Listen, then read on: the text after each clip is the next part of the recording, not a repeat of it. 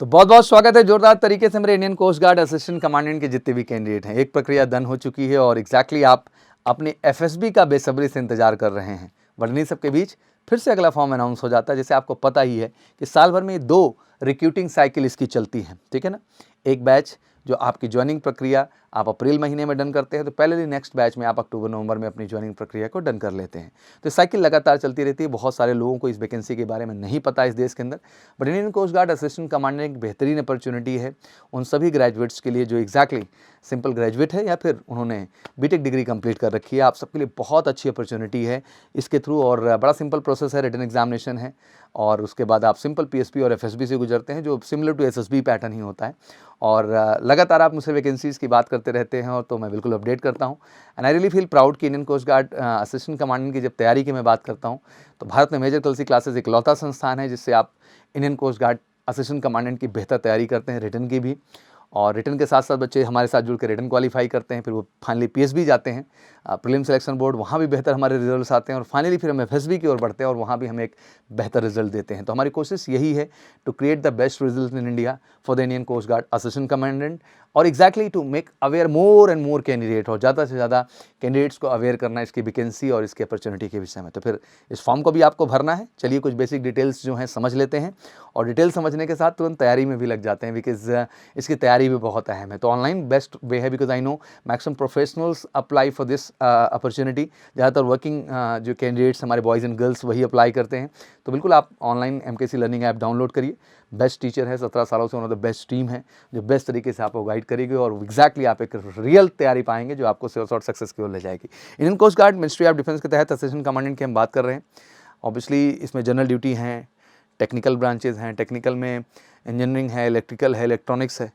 For 2025 batch ये पूरी प्रक्रिया चलेगी जो प्रोसेस होता है। तो आइए डिटेल में समझते हैं कब कैसे किस तरह से होना है। एप्लीकेशन जो होगा ऑनलाइन ही होगा। 15 फरवरी से लेकर के 28 फरवरी तक इसको जो है डेट रखा गया है। बड़ी अच्छी अपॉर्चुनिटी है, परमानेंट है, ए ग्रेड की जॉब है, एग्जैक्टली मैं कहना चाहूँगा उन वर्ड में। Indian coast guard and armed forces of the union offers a vibrant career to the young dynamic Indian male and female candidate both for the various branches as an assistant commandant group A gazetted officer, मतलब group A category में आते हैं। And आपकी post जो होती है equivalent to lieutenant colonel होती है, अगर हम इसको आर्म फोर्सेज से कंपेयर करें तो। Registration of online application will be through the coast guard recruitment, जैसा कि ज्वाइन इन coastguard.cdsc.in पे ही जाना है। एलिजिबिलिटी का क्राइटेरिया बड़ा क्लियर है। पहले तो जनरल ड्यूटी की बात कर लेते हैं। 21 से 25 जुलाई 21 से लेकर 25 साल तक का क्राइटेरिया रखे हैं। एज ऑन 1 जुलाई 2024 के हिसाब से एज का कैलकुलेशन बनेगा। डेट ऑफ बर्थ समझना चाहते हैं तो 1 जुलाई 1999 से 30 जून 2003, अगर पर्टिकुलर इन डेट पर जन्म हुआ है, इन बिटवीन आपका जन्म हुआ है, तो इसमें आप अप्लाई करने के लिए बिल्कुल एलिजिबल है। तो I think age is really right. फिर से मैं हाईलाइट कर देता हूँ, 1 जुलाई 1999 से 30 जून 2003, both date are inclusive. 5 year relaxation for the personal serving in the coast guard are equivalent personal in army navy air force.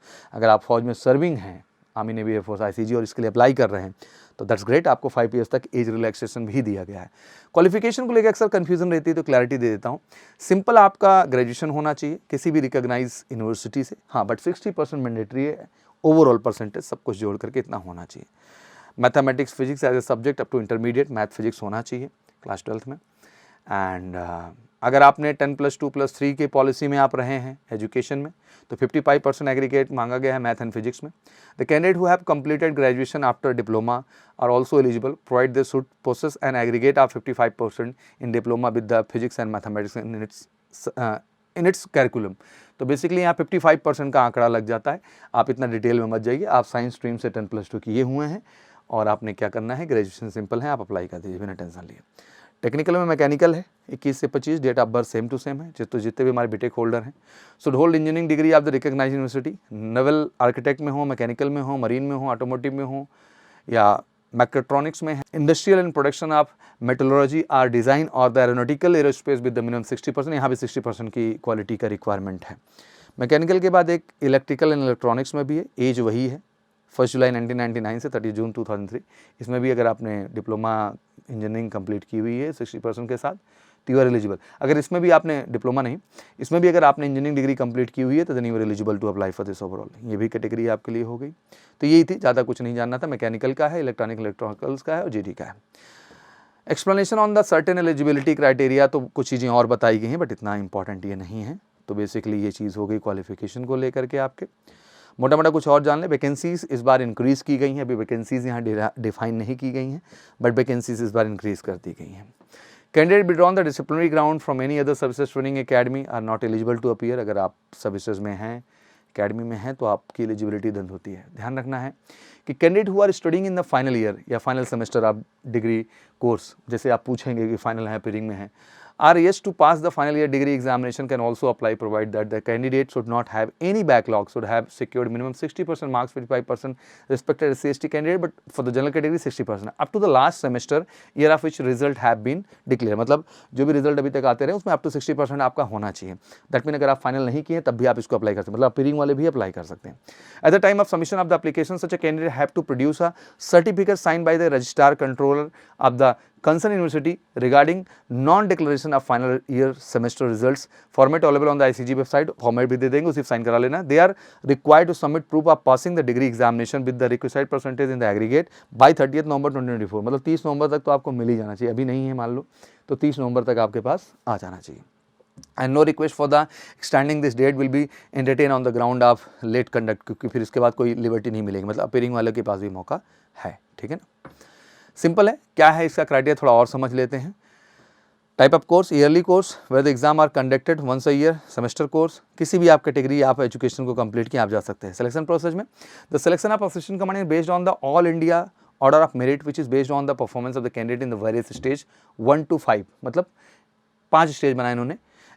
Examination explain the deal before the number of vacancies available for the post. Clearing stage 1, 2, 3, 4, 5 is compulsory for the recruitment in the ICG। all candidate will be compulsory subjected to biometric photo identification document verification during the very stage of examination। मतलब documentation बड़ा अहम part, उसको ध्यान देके चलें। Stage 1 पे आ जाते हैं।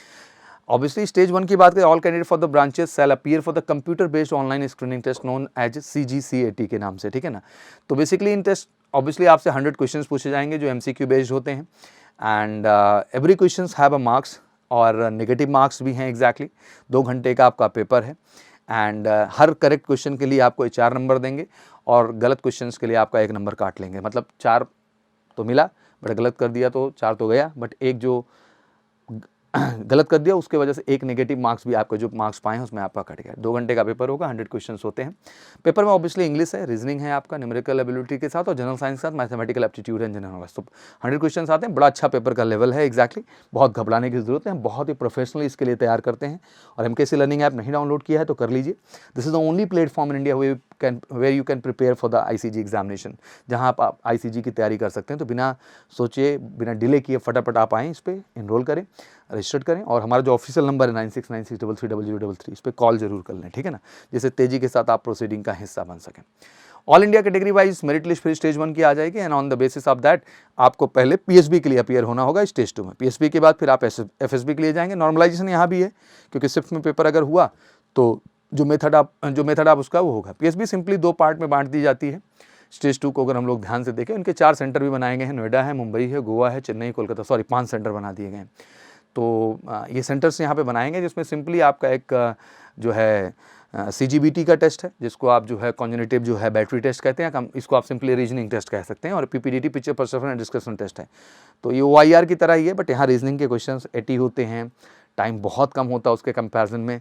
तो बड़ी प्रैक्टिस और रियल प्रैक्टिस की ज़रूरत होती है, तभी आप रीजनिंग पार्ट अच्छा कर पाएंगे। एंड देन PPTT ऑब्वियसली आपकी writing skills and speaking skills अच्छी होनी चाहिए। फिर डॉक्यूमेंट्स वेरिफिकेशन वगैरह होंगे, ये क्लियर कर लेते हैं स्टेज। फिर आपको FSB के लिए जाएगा जिसमें अलॉटमेंट ऑफ सेंटर्स हो जाते हैं। फाइनल सिलेक्शन बोर्ड FSB कहा जाता है। एक ही सेंटर है नोएडा, तो नोएडा आप सबको रिपोर्ट करना होता है। प्रक्रिया बड़ी क्लियर है। The candidate qualifying for the stage 3 will be intimated on the completion of stage 2 at the respective centre. The schedule of stage 3 will be intimated to candidate personal login IDs। FSB is conducted at the coast guard selection board CGSB located at Noida. Span over 5 days, 5 दिन का समय वहाँ होता है। The candidate are subject to psychological test, group task हो गया, interview हो गया, मतलब पूरे SSB के ही प्रोसीजर से गुजरना होता है।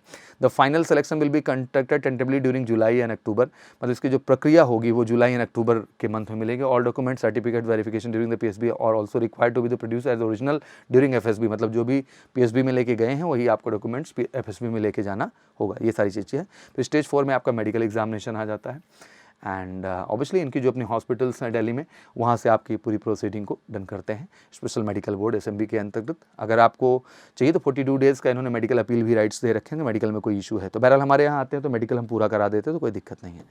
फिर इंडक्शन पार्ट है जिसमें डॉक्यूमेंट है, फिर इंडियन नेवल एकेडमी एजीएमएल आप रिपोर्ट कर देते हैं, क्योंकि आपको पता ही है कि इंडियन कोस्ट गार्ड का कोई अपना ट्रेनिंग सेंटर अलग से नहीं है, तो नेवी के साथ ही लेते हैं कमीशन कैटेगरी में, तो इनको इंडियन नेवल एकेडमी एजीएमएल वहाँ पे रिपोर्ट करना होता है। तो this is the procedure and यही प्रक्रिया होती है पूरी जो आपके प्रोसेस में चलती है। तो ये सारी चीज़ें थी जो मुझे बतानी थी। बस अब अहम ये है कि फटाफट आप जाके फॉर्म अप्लाई किए, 15 फरवरी से लेकर के 28 फरवरी तक है। एंड बाकी मोबाइल नंबर, ईमेल आईडी वगैरह जो रखिएगा दैट शुड बी ओके, वो सही होनी चाहिए, कहीं कोई गलती नहीं होनी चाहिए, इस चीज़ का आपको ध्यान रखना है। तो these are the information which really want to guide you. आशा करता हूँ सब समझ में आ गया होगा। अब जैसे ही फॉर्म ओपन हो रहा है आपका, आपकी पहली जिम्मेदारी है कि 15 फ़ैब को फटाफट इस फॉर्म को अप्लाई करें।